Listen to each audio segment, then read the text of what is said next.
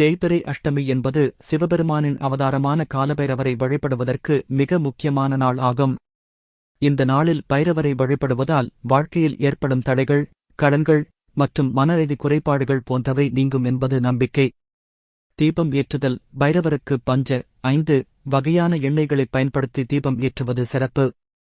அதாவது நல்லெண்ணெய், இலுப்பை எண்ணெய், விளக்கு எண்ணெய், பசுநெய் மற்றும் தேங்காய் எண்ணெய் ஆகியவற்றை தனித்தனியாக அகலில் ஊற்றி ஒவ்வொரு அகலின் திரியை பைரவரை நோக்கி வைத்து ஏற்ற வேண்டும்.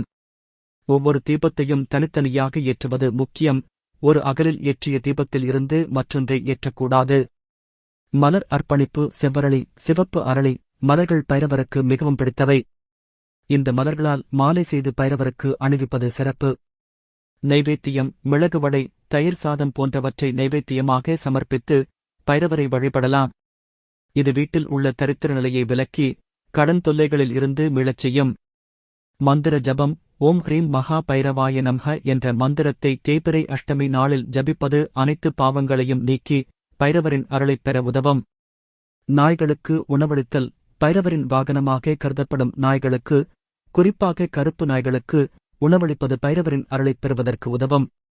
இந்த வழிபாட்டு முறைகளை பின்பற்றுவதன் மூலம் வாழ்க்கையில் ஏற்படும் பல பிரச்சினைகள் மற்றும் தடைகள் நீங்கி மனரீதி மற்றும் செல்வ வளம் பெறலாம்.